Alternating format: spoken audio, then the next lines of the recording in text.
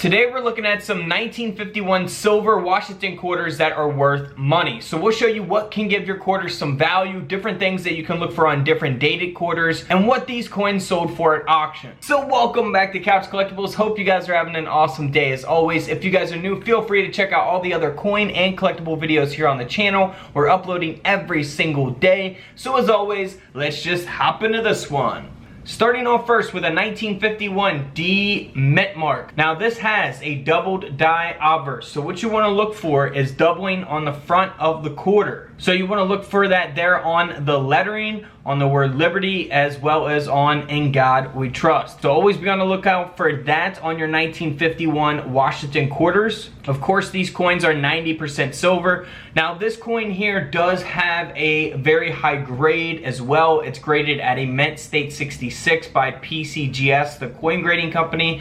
So that is where a lot of the value is coming from, is the grade, the condition. Now if you have a double die obverse and you know it's not in so great condition, it's not going to sell for this price. This coin sold for over $700 because of the grade and because of the doubling. Now here's a 1951 D mint mark that sold for $12,000, and that is because it's graded at a mint state 67 plus. There's probably not many of these at this grade, so very, very good condition coin. The coin grading scale only goes up to 70. This is at a 67 plus, so very, very high grade.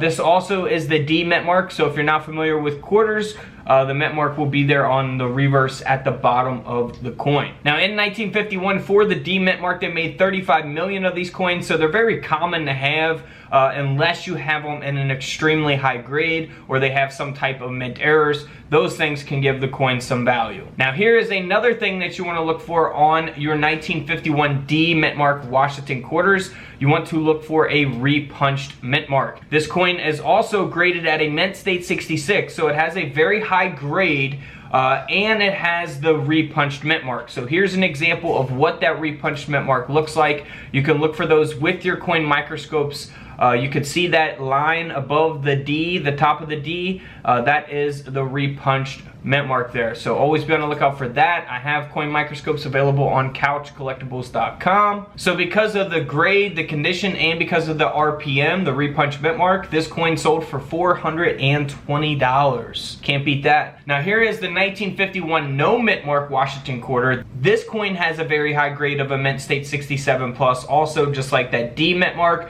This coin ended up selling for over $4,000 because of that high grade. Now here is a mint error where the 1951 quarter design was struck onto a 10-cent planchet. So it doesn't have a mint state grade, however the error will give it a lot of value. This quarter sold for over $1,000. Before the no mint mark, they produced even more of those quarters, over 43 million. So again, they're not valuable or rare in terms of how many they minted, but they can be valuable if they have certain type of mint errors or high grades. Now here's a 1951 Washington quarter that is the proof quarter, graded at a proof 68 by NGC. This quarter sold for $7,000, of course, because of its rarity of being a proof and its grade, its condition. Now here's a 1951 S mint mark. Just like the D mint mark, you want to look for the S mint mark at the bottom on the reverse of the coin. So you'll have the no mint mark, the D mint mark, and the S mint mark. This quarter here has some really nice unique toning to it, and it's got a very, very high grade of a mint state 67 plus.